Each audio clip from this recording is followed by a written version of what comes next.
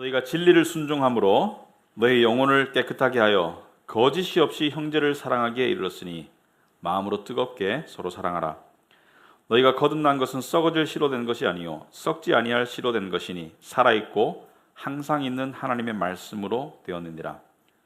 그러므로 모든 육체는 풀과 같고 그 모든 영광은 풀의 꽃과 같으니 풀은 마르고 꽃은 떨어지되 오직 주의 말씀은 세세토록 있도다 하였으니 너에게 전한 복음이 곧 이 말씀이니라. 그러므로 모든 악독과 모든 기만과 외식과 시기와 모든 비방하는 말을 버리고 갓난 아기들 같이 순전하고 신령한 젖을 사모하라. 이는 그로 말미암아 너희로 구원에 이르도록 자라게 하려 함이라. 너희가 주의 인자하심을 맛보았으면 그리하라. 아멘. 우리 앉으시기 바랍니다. 우리 하나님께 기도하도록 하겠습니다. 하나님 아버지, 오늘 주일을 맞이하여서 하나님께서 생명의 말씀, 또 고침의 말씀, 또 우리가 삶을 살아가는 가치관을 변화시킬 수 있고 우리의 관점을 바꿀 수 있고, 그래서 우리가 허탄한 것이 아니라 진정한 것을 바라볼 수 있도록 하시는 인도의 말씀을 우리에게 주심을 감사합니다. 아버지 하나님, 우리가 이 말씀을 들을 때 그냥 귀로만 듣는 것이 아니라 우리의 마음밭에 떨어져서 30배, 60배, 100배의 열매 맺을 수 있도록 주님 도와주시옵소서. 이 시간 우리가 많은 흐트러진 생각들을 내려놓고 육신의 생각들을 내려놓고 말씀에 집중할 수 있도록 하옵시고, 하나님께서 우리의 마음의 눈을 여시고 우리가 허탄한 것을 보는 것을 돌이켜서 주의 진실을, 주의 진리를 보고 놀라며 감격할 수 있도록 주님 도와주시옵소서. 예수님 이름으로 기도합나이다. 아멘. 이 몇 달 전에 제가 온라인으로 의자를 주문했었습니다. 근데 의자를 주문했는데 의자 기성품이 온 것이 아니고 의자 이렇게 부속품들, 그러니까 나무로 된 다리, 판 이렇게 부속품들이 여러 개 오고, 그 다음에 이 볼트, 너트가 수십 개 왔어요. 근데 설명서가 빠졌어요. 그래가지고 다시 반품을 했습니다. 왜냐하면은 저 같은 사람은 설명서 없이 조립할 수가 없어요. 근데 세상에 많은 대부분의 제품들이 설명서가 있죠. 특별히 복잡한 제품일수록 설명서가 반드시 있습니다. 컴퓨터 설명서가 있어요. 스마트폰 설명서가 있습니다. 근데 사람도 사실 물건은 아니지만 피조물이죠. 피조물이라는 것은 만들어진 존재다. 하나님께서 우리를 만드셨다면 사람처럼 복잡하고 다양하고 정말 예측 불가능하고 이러한 이 대상을 향한 설명서가 있어야 하지 않을까. 성경은 어떻게 보면 인간을 향한 인간에 대한 하나님의 설명서입니다. 누가 만들었는지, made by God, 어떻게 만들어졌는지, 무엇을 위해 만들어졌는지, 내구성은 어떤지, 현재 어떤 상태인지, 앞으로 어떤 운명인지 모든 것이 성경에 기록되어 있어요. 여러분에게 만약에 인간 또는 인생을 한 문장으로 표현해 보시오라고 한다면 쉽지 않을 거예요. 인생이라는 복잡한 것을 한 문장으로 표현해 보시오. 근데 성경의 수많은 인간에 대한 설명 중에 가장 단순하면서도 가장 짧으면서도 가장 심오한 설명이 저는 오늘 본문의 24절이라고 생각합니다. 24절 말씀 보시면은 모든 육체는 풀과 같고 그 모든 영광은 풀의 꽃과 같으니 풀은 마르고 꽃은 떨어진다. 여러분 가슴에 한번 담아 보시기 바랍니다. 여러분을 향한 하나님의 말씀이에요. 모든 육체는 풀과 같고 그 모든 영광은 꽃과 같다. 풀은 마르고 꽃은 떨어진다. 이 짧은 한 구절 속에 정말 심오한 인간에 대한 설명이 들어있어요. 이것을 우리가 풀어보기 전에 먼저 이 말씀은 이사야서에 나와 있는 말씀을 인용한 겁니다. 사도 베드로가 만들어낸 말씀이 아니라 이사야서에 기록된 말씀을 인용한 거예요. 이사야 40장에 확장된 내용으로 한번 보도록 하겠습니다. 이사야 40장 6절에 보시면은 말하는 자의 소리여 이르되 외치라. 이 말하는 자의 소리는 하나님을 대신해서 인간에게 외치라는 거예요. 내가 무엇이라 외치리까 하니 이르되 모든 육체는 풀이요 그의 모든 아름다움은 들의 꽃과 같으니 풀은 마르고 꽃이 시들면 여호와의 기운이 그 위에 불미라. 여기서 말하는 여호와의 기운은 시편 90편을 빌리자면 인간의 죄를 향한 하나님의 심판의 기운이 불어서 풀은 마르고 꽃은 시드는 겁니다. 이사야는 기원전 740년경에 활동했던 유다의 선지자였어요. 그때는 어떤 시기였냐면은 이스라엘의 죄, 율법을 어기고 우상 숭배를 했던 이스라엘의 죄 때문에 하나님께서 심판을 경고하던 그런 시대였습니다. 그리고 심판이 임박해가지고 약 이사야가 활동하던 그 시대 BC 722년에 북쪽 이스라엘, 남부로 갈라졌던 중에 북쪽 이스라엘은 아시리아에게 멸망하죠. 남쪽 유다는 그 후 130년 뒤 586년에 BC 586년에 바벨론에 멸망합니다. 그러니까 임박한 심판을 경고하던 선지자를 통해서 하나님께서 쓴 책이 이사야입니다. 근데 이사야는 흥미롭게도 몇 장으로 되어 있나요? 66장으로 되어 있습니다. 그죠? 66장. 근데 왜 이게 흥미롭냐면은 이 66이라는 숫자는 성경 전체의 권수와 같아요. 여러분 성경이 구약이 몇 권이죠? 39권. 신약은 27권. 쉽게 외울 수 있는 방법은 3 곱하기 9는 27. 39, 27. 구약 39권, 신약 27권 합치면 66권이에요. 근데 구약의 내용은 전반적으로 무엇입니까? 하나님의 창조, 하나님의 율법, 그 율법을 어긴 이스라엘의 죄, 우상 숭배, 그것을 향한 하나님의 심판의 어떤 경고. 그래서 구약의 전체 내용은 물론 그 안에 메시아가 오실 것이라는 희망적인 메시지가 있지만 전반적으로 구약의 전체 내용은 침울할 수 있습니다. 두려울 수 있어요. 그런데 신약에 와가지고 메시아가 오심으로써 신약은 희망을 선포합니다. 구원을 선포하고요, 하나님의 은혜를 선포합니다. 그런데 흥미롭게도 이사야서의 처음 1장부터 39장까지 구약의 권수와 같은 39장까지는 하나님의 창조와 하나님의 말씀과 율법, 그리고 인간의 말씀을 어기는 죄, 그것을 향한 하나님의 심판, 그러한 침울하고 무서운 내용이 들어있다면 40장부터 66장까지는 분위기가 반전돼요.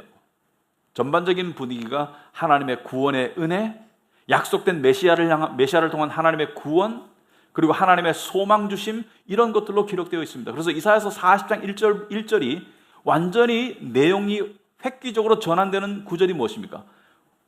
너희 하나님이 이르시되 너희는 위로하라, 내 백성을 위로하라, 이렇게 되어 있어요. 너희는 내 백성을 위로하라라는 내용으로 40장 1절이 시작됩니다. 상당히 그 흥미로운 이 배열이에요. 자, 근데 이 죄 가운데 신음하던 이스라엘, 하나님의 심판을 맞이할 이스라엘 백성을 향한 하나님의 위로하심의 가장 첫 번째 내용이 오늘 본문의 24절, 아까 좀 전에 읽었던 그 말씀입니다. 무슨 말씀입니까? 육체는 풀과 같고 그 모든 영광은 꽃과 같고 풀은 마르고 꽃은 시드는데 우리 하나님의 말씀은 영원히 설 것이다 라는 내용이 하나님의 최초의 일성입니다. 여러분, 저는 이 24절, 오늘 보면 24절 안에 인간을 만드신 창조주 하나님께서 인간에 대한 아주 간단하지만 아주 심오한 설명을 하셨다고 생각합니다. 그런데 이 설명 속에 정말 희망적이고 긍정적인 내용은 없어요. 이 설명 안에 들어있는 이 내용 보면 인간의 미련스러움이 들어있어요. 이따 설명했지만 인간의 고집스러움이 들어있습니다. 또 두 번째, 인간의 덧없음이 들어있어요. 왜 그러냐? 모든 육체는 풀과 같다고 그러거든요. 여러분, 풀을 한번 생각해 보세요. 풀. 여기서 말하는 풀은 뭐 금잔디, 뭐 잔디밭, 이런 잔디풀이 아니라 말하자면 식물 중에 꽃을 피워야 할 풀들을 말합니다. 근데 풀은 그 자체로 가치가 없어요.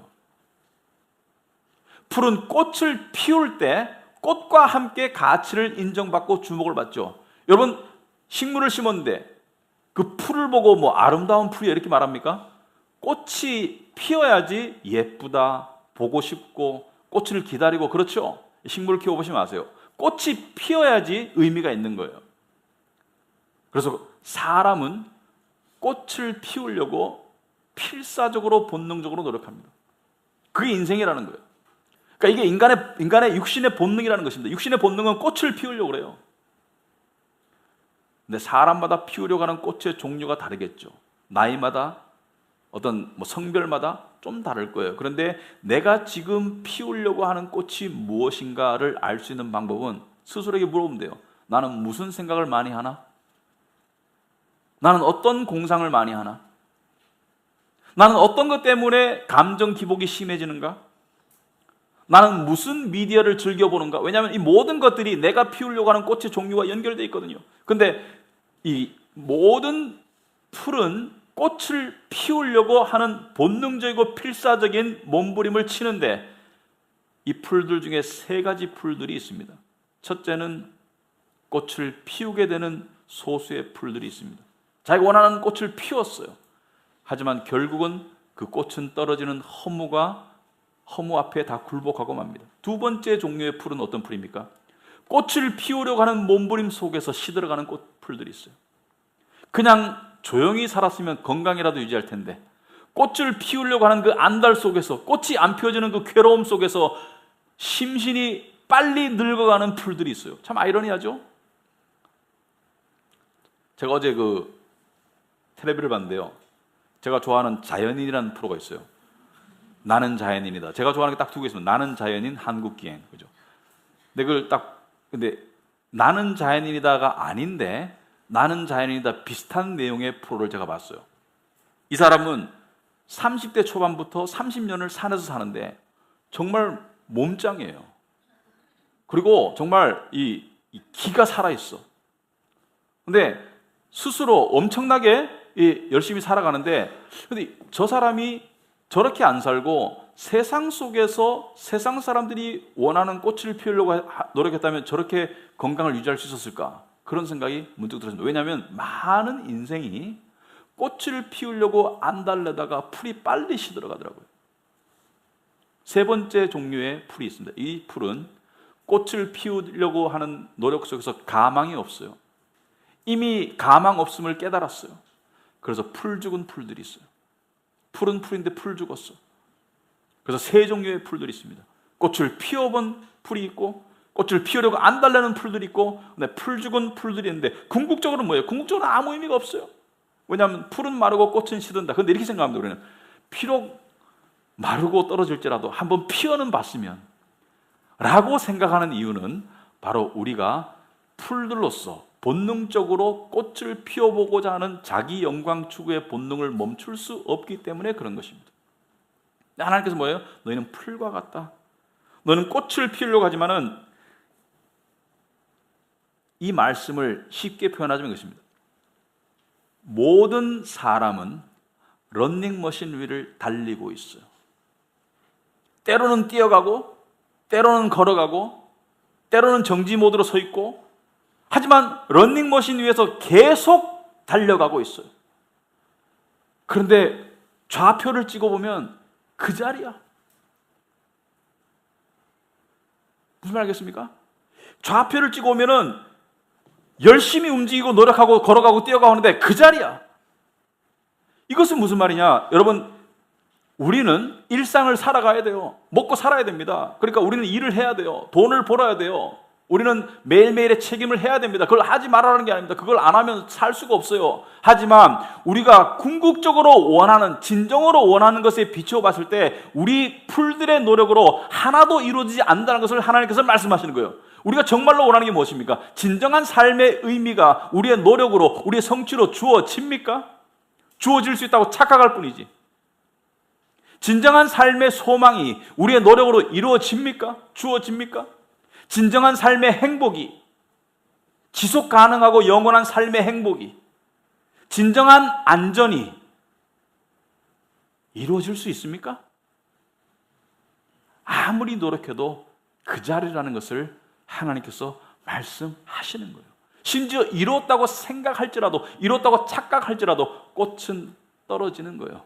풀은 마르는 거예요. 때때로는 꽃을 피웠는데 풀이 먼저 시들어버릴 수도 있는 거예요.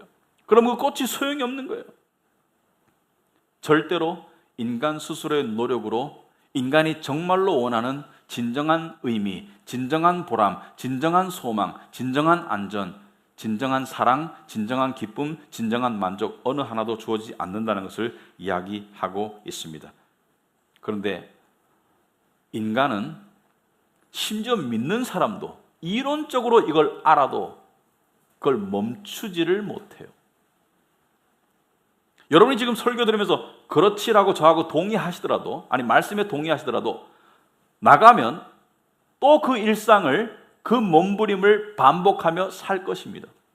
예를 들어서 그냥 자기의 책임을 다하면서 자기의 먹을 양식을 위해서 일하면서 그냥 열심히 살아가지만은 나는 이 세상에서 궁극적인 만족과 궁극적인 기쁨과 궁극적인 행복과 궁극적인 어떤 소망을 이루려고 몸부림 안 칠 수도 있어요. 근데 그게 불가능합니다. 왜 그러냐? 그게 육신의 자발적인 본능적인 육신의 활동이기 때문에 육신은 스스로 그것을 멈출 수가 없습니다. 그래서 하나님께서 뭐라 했습니까? 그 다음 말씀이 중요하죠. 25절에 오직 주의 말씀은 세세토록 있도다 하였으니, 주의 말씀은 세세토록 있도다 하였으니 너에게 전한 복음이 곧 이 말씀이니라. 지금 하나님께서는 비교하시는 거예요. 풀의 활동과 말씀의 능력을 비교하는 것입니다. 오늘 본문 23절에 보시면 이렇게 나와 있죠. 너희가 거듭난 것은 썩어질 씨로 된 것이 아니요 썩지 아니할 씨로 된 것이니 살아있고 항상 있는 하나님의 말씀으로 되었느니라. 너희가 거듭난 것도 살아있는 하나님의 말씀으로 되었다고 이야기하고 있습니다. 너희의 생명의 출발 자체가 말씀인데 너희 믿는 자들이요 왜 말씀에 의존하지 않고 여전히 육신의 활동에, 육신의 생각에, 육신의 갈망에 사로잡혀 사느냐? 세상에서 네 책임은 다하고 살지만 왜 네 마음의 중심까지 빼앗기느냐?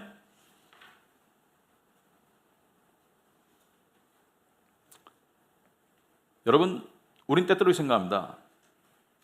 신앙생활 하려니까 힘들어요. 왜 힘든지 아세요? 교회 오는 게 힘든 게 아닙니다. 뭐 헌금 내는 게 힘든 게 아니에요. 신앙생활이 왜 힘드냐면요, 신앙생활은 육신의 자연스럽고 자발적인 활동과 반대로 가기 때문에 힘든 거예요. 이게 힘든 거예요.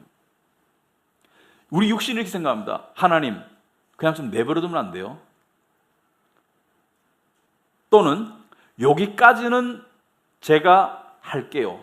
하지만 그 이상은 좀 자유롭게 살도록 내버려 두면 안 돼요? 왜? 그렇게 하는 게 더 나에게 행복할 거라고 생각하기 때문에. 내 삶의 전체를 하나님께 맡기고 드리기보다는 여기까지는 하나님 간섭하세요.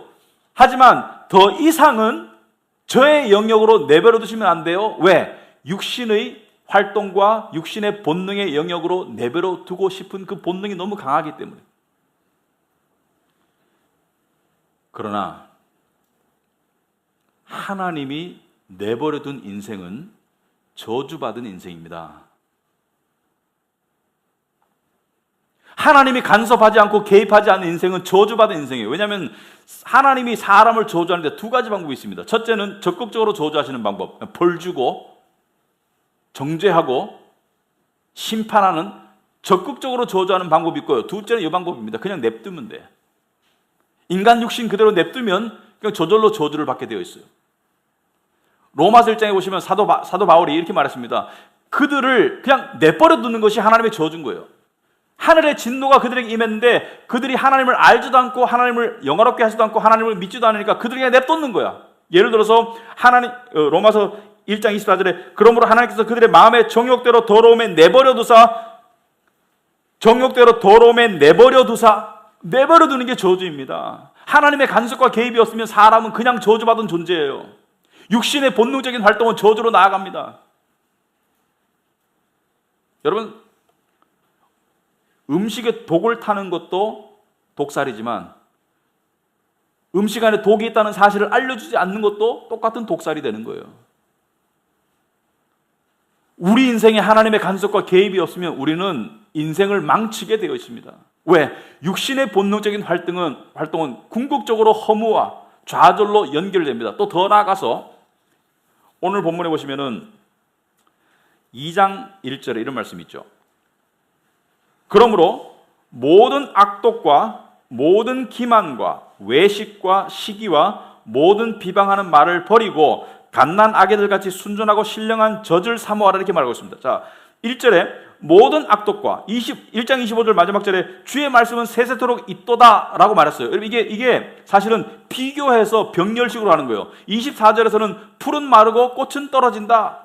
그 다음에 25절에 주의 말씀은 영원토록 있다. 그 다음 절인 2장 1절에 모든 악독과 모든 기만과 외식과 시기와 모든 비방하는 말을 버리고 2절에 갓난 아기들 같이 순전하고 신령한 젖을 사모하라. 이것은요 육신의 본능과 말씀의 능력을 병렬적으로 비교한 것입니다. 그래서 2장 1절은 육신의 본능에 해당되는 것인데 이것은 무슨 뜻이냐면은 육신의 본능을 추구하고 살면 이러한 부작용들이 너의 삶에 나타날 것이라는 것을 이야기하는 거예요. 어떤 부작용들?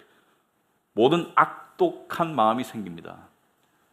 이기적인 마음, 남을 짓밟으려는 마음, 그 다음에 모든 기만이 생깁니다. 기만 뭐예요? 속이는 것. 기만과 외식은 같이 가는 겁니다. 이게 무슨 말이냐면은 꽃을 피워야지 남에게 인정받고 주목받을 수 있고 영광을 받을 수가 있어요. 그래서 자기 이상의 꽃으로 자기를 포장해. 내 이상의 모습으로 나를 포장하려고 많이 노력해요. 그것은 거짓말로도 연결됩니다. 왜? 거짓말을 조금 섞고 과장해야지 그만큼 포장이 되기 때문에. 그래서 뭘로 연결됩니까? 시기와 모든 외식과 기만으로 다 연결이 되고, 시기는 뭐예요? 나보다 더 크고 아름다운 꽃을 피운 자들을 향한 질투의 마음이 시기입니다. 그 다음 뭐예요? 비방하는 말은 뭐죠? 수군수군거리는 것. 그러니까 꽃을 피운 사람을 끌어내리려고 뒤에서 뒷담화 까는 것. 이러한 모든 것들이 육신의 본능을 충실하게 따라 사는 사람들에게서 일반적으로 나타나는 부작용들이에요.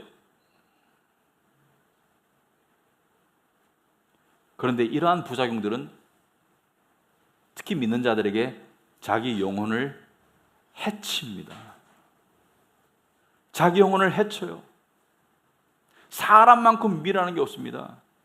풀은 마르고 꽃은 시든다는 이 육신의 이 프레임 안에 갇혀서 그렇게 그걸 추구하고 살잖아요. 그럼 자기 영혼을 해치게 되어 있어요.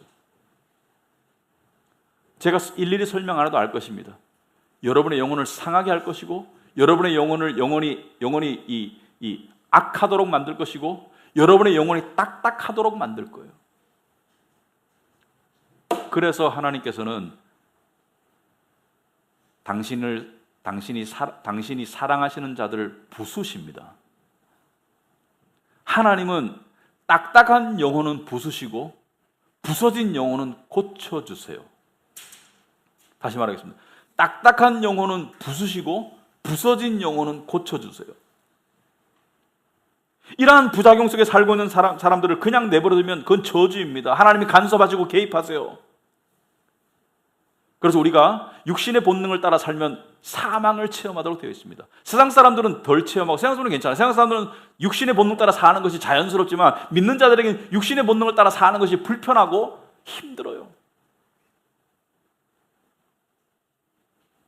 그래서 하나님께서 뭐예요? 말씀을 주셨어요.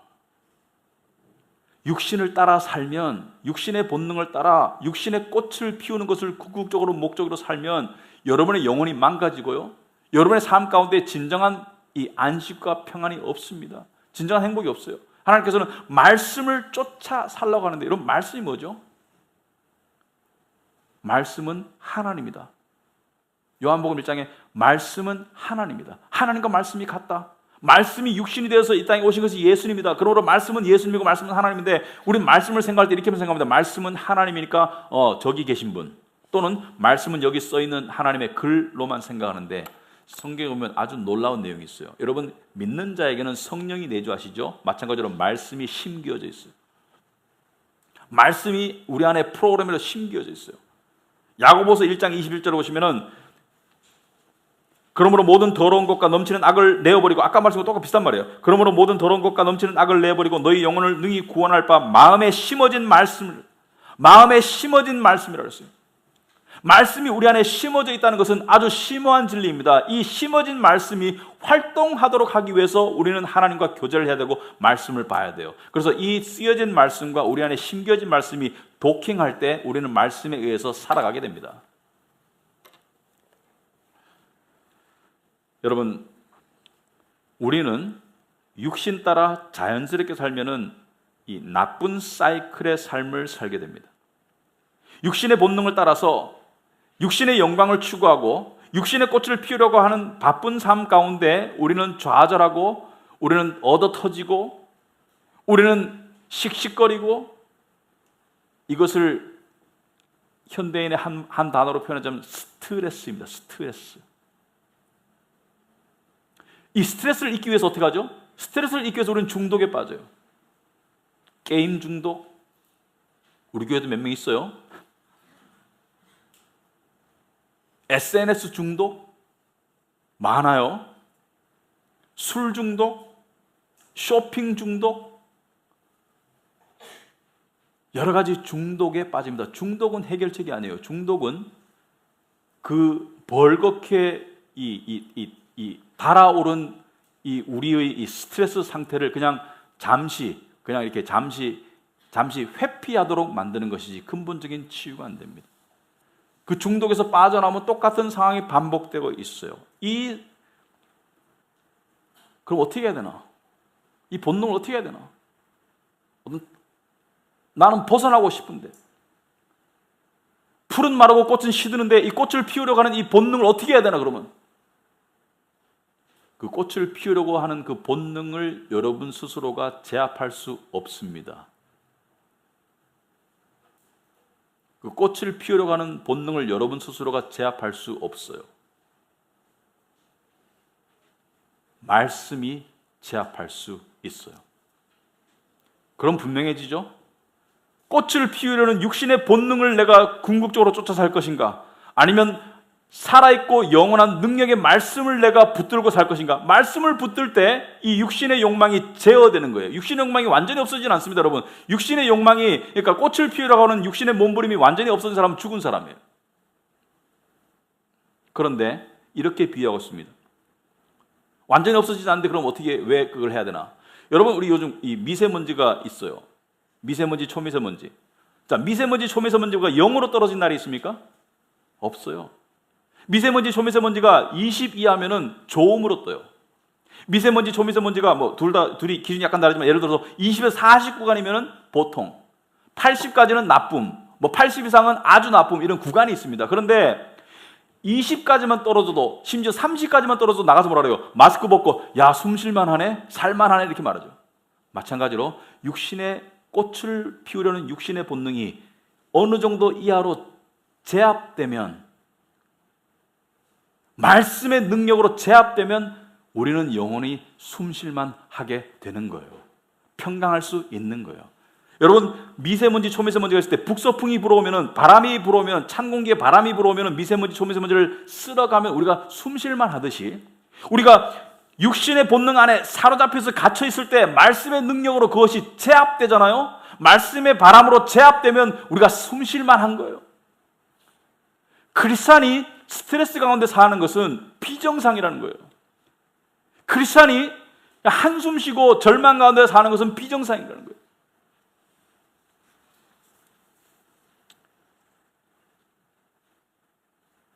공부를 했으니까 예상 질문을 하나 풀어보겠습니다. 시편 119편은 말씀에 관한 시편입니다. 시편 119편 25절에 이런 말씀이 있습니다. 내 영혼이 진토에 붙어 싸우니 주의 말씀대로 나를 살아나게 하소서. 여기서 진토에 붙었다, 정말 시적으로 멋있는 표현이죠. 영혼이 진토에 붙어, 영혼이 땅에 바짝 붙었다. 무슨 말입니까? 사람이 쓰러졌다는 것을 말해요. 사람이 일어날 기운이 없다. 사람이 낙심했다. 사람이 쓰러졌다. 사람이 기운이 없다. 근데 어떻게 주의 말씀으로 나를 다시 살아나게 할 수 있다. 어제 토요일인데, 토요일로 바쁩니다, 목회자들은. 바쁜 일상을 보내고 어제 뭐 영어 예배 멤버십 클래스하고 뭐 바쁜 일상을 보내고 집에 왔어요. 근데 설교 준비가 좀 덜 돼 있어요. 근데 설교 준비로 바로 가려고 하니까 정말 피곤해서 못 하겠어. 근데 말씀을 읽었습니다. 먼저 설교와 관계없는 시편 119편 말씀을 읽었는데 읽고 읽으니까 밥도 안 먹었는데도 밥은 나중에 먹었어요. 기운이 나는 거예요. 영이 살아나는 거예요. 그 밥도 먹고 설교 준비도 하고 다 되는 거예요. 여러분, 말씀은 놀라운 능력이 있습니다. 이 말로 설명할 수 없어요. 그러니까 육신의 이 생각과 이 육신의 지침 또 영혼의 지침을 말씀을 먹잖아요. 그러면 육신의 생각도 제압되고 영혼이 살아나는 그런 놀라운 능력이 있어요. 이거를 맛보지 않고 어떻게 신앙생활을 하는지 모르겠어요. 이거를 맛볼 때 우리는 참 하나님의 선하심을 맛보아 알지어다, 이게 이해가 되는 거예요. 또 여러분, 쉼이 필요하죠. 이번에도 보니까 구정인데 뭐 매년 뭐 기록이 돼요. 매년 최고로 이 여행을 떠나는 사람들이 뭐 인천공항에 북적북적하다 쉬러 가는 거예요. 쉬러 가는. 근데 우리에게 진짜 필요한 쉼은 뭐예요? 바로 영혼의 쉼이죠. 영혼의 쉼. 맞습니까? 영혼의 쉼. 영혼의 쉼은 이런 상태입니다. 불안하지 않고 영혼이 초조하지 않고 영혼이 평안하고 기쁜 상태가 영혼의 쉼 상태인데, 성경에 나와 있잖아요. 분명히 나와 있잖아요. 말씀 되시는 예수님께서 수고하고 무거운 짐진 자들아 다 내게로 오라. 내가 너희를 쉬게 하리라. 우리는 꽃을 피워서 쉬려고만 해. 이 꽃만 피우면 쉴 수 있을 것 같은데, 저 꽃만 피우면 쉴 수 있을 것 같은데, 근데 못 쉬어요. 그 꽃을 피워봤자 다음 꽃 또 피워야 돼. 육신의 본능을 멈출 수 없어요. 우리가 진짜 쉴 수 있는 것은 말씀으로 나아가야 돼요.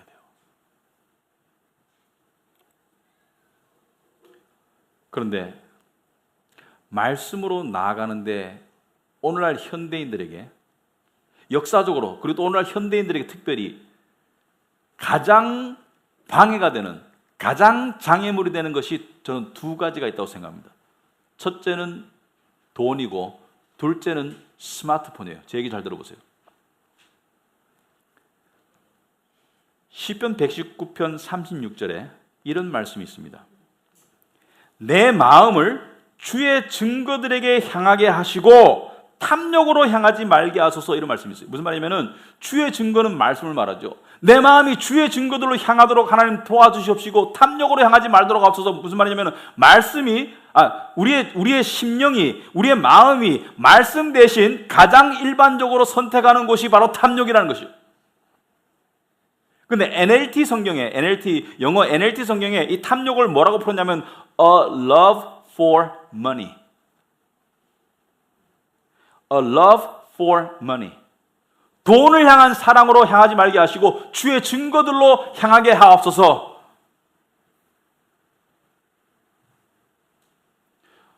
어떤 오래전에 신학자가 이런 글을 썼습니다. 이 말씀을 놓고. 부에 대한 과도한 사랑과 욕망은 이 세상에서 가장 광범위하고 일반적인 욕망이다.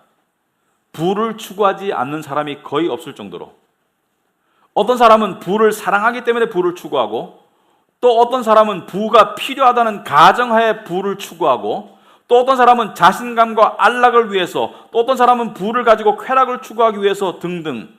하지만 부에 대한 욕망은 하나님의 말씀에 대한 가장 큰 적이며 하나님의 말씀으로 나아가는 길에 가장 큰 걸림돌이 된다. 그래서 하나님은 부, 즉 돈을 사랑함이 일만악의 뿌리라고 말씀하신다. 여러분, 돈이 왜 좋습니까? 여러분, 맛있는 음식 좋아해요? 비싼 음식 돈 있으면 먹을 수 있어요. 여러분, 비싼 옷 입으면 남들이 더 주목해 주죠. 길 가다가 B자 달린 거나 뭐 M자 달린 차 보면은 몰고 싶죠. 돈 있으면요 자신감도 막 생겨요. 어떤 사람은 어떤 신앙인들은 신앙의 자신감인지 돈의 자신감인지 구별이 잘 안 돼. 어떤 자신감이 있어요. 애들도 부모가 돈이 많으면 자신감이 있더라고요. 그만큼 돈은 이 세상에서 매력적이에요. 그런데 돈의 매력에 사로잡히잖아요. 그럼 말씀으로 갈 수가 없어요. 하나님께로. 돈은 필요하지만 돈의 매력과 말에게 사로잡히잖아요. 하나님께로 안 나갑니다. 서로 상충돼요. 너희가 재물과 하나님을 동시에 섬길 수 없다라고 하신 말씀이 그 말씀입니다.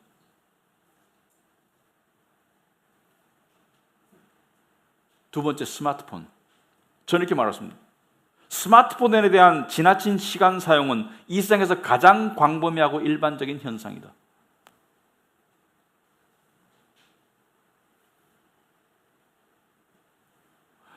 스마트폰 자체는 나쁜 게 아니겠죠. 자, 대표적으로 예를 드는 것입니다. SNS, 인스타그램, 페이스북, 인터넷 뉴스. 여기에 대한 사로잡힘이 시간을 얼마나 빼앗아가면 성경 말씀 볼 시간이 없어. 육신의 욕망에 지쳐서, 육신의 이 본능에 지쳐서 쓰러졌는데 스마트폰을 봐. 스마트폰이 자기를 구원해 줄 것처럼.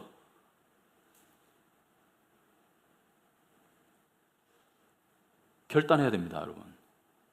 그게 여러분의 삶의 습관이면 결단해야 됩니다. 여러분 스스로를 안 사랑하는 사람 없을 겁니다. 여러분 영혼을 사랑하죠? 육신의 본능에 철저하게 순응해서 동화돼서 살아가면 영혼을 죽일 거예요. 느낄 거예요, 지금도. 내 영혼이 아파하고, 내 영혼이 지쳐있고, 내 영혼이 외로워하고, 내 영혼이 괴로워하고 지쳐있는데 하나님께서는 생명의 말씀으로 나오라는데 왜 안 나갑니까? 자기 영혼을 사랑한다면 생명의 말씀을 먹여줘야죠. 그냥 멸망할 겁니까? 여러분, 소돔과 고모라를 멸망시키시려는, 그 죄악 때문에 멸망시키려는 하나님께서 계획을 말씀하시니까 아브라함이 소돔을 위해서 하나님께 빌어요. 하나님, 그 안에 의인이 50명만 있더라도 멸망시키시겠습니까? 하나님께서 아니, 멸망 안 시킬게. 50명 있으면 멸망 안 시킬게. 하나님, 근데 45명 있으면 45명 있어도 멸망 안 시킬게. 하나님, 그럼 한 번만 40명 있으면 40명만 있어도 멸망 안 시킬게. 하나님, 죄송한데 30명 있어도 멸망 안 시키게. 하나님, 한 번만 더 물을게요. 20명 있어도 멸망 안 시키게. 하나님, 마지막으로 한 번만 더 물을게요. 10명 있으면요. 하나님께서 10명의 의인만 있어도 멸망까지는 안 시킬게. 제가 이 말을 하냐면은 하루에 50분만 말씀을 보더라도 기도하고 여러분 영혼이 멸망 안 합니다. 하루에 45분만 보더라도, 하루에 30분만 보더라도, 아니 아침 저녁으로 10분씩만 보더라도 최소한 멸망은 안 할 거예요. 최적의 상태는 아니지만 결단하시기 바랍니다. 오늘 설교 다른 거 다 기억 못해도 좋아요. 우리가 여러분들의 말씀 보게 하기 위해서 큐티 책도 판매하고, 여기 주보에 보시면은요, 주보에 보시면 장황하게 적어놨습니다. 이 보시면은 앞에 보면은 1년 성경 읽기표예요. 이렇게 읽으면 1년에 성경 1도 갈 수 있어요. 여기 보면은 구약과 신약과 시편을 읽도록 이렇게 해놨는데, 이거 이대로 하면은요, 대길이죠. 이거 이대로 못 하더라도 2분의 1만 하더라도, 3분의 1만 하더라도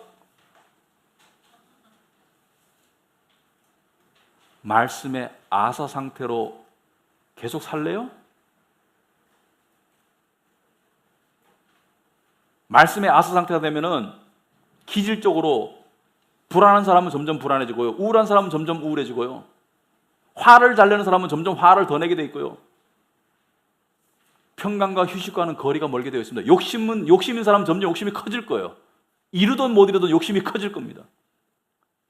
열등감을 느끼는 사람은 점점 더 열등감을 느낄 거고요. 교만함에 사로잡힌 사람은 점점 더 교만함에 사로잡힐 거예요. 그렇게 살래요? 풀은 마르고 꽃은 떨어지는데? 말씀을 붙잡아야 우리가 숨을 쉴 수 있어요. 말씀을 붙잡아야 우리가 제대로 살 수 있어요. 말씀을 붙잡아야지 우리 영혼을 지킬 수가 있습니다. 여러분, 자기에게 줄 수 있는 가장 커다란 축복은 하나님의 살아계신 말씀을 공급해 주는 것임을 믿고 삶 가운데 구체적으로 결단할 수 있기를 진심으로 바랍니다. 기도하겠습니다.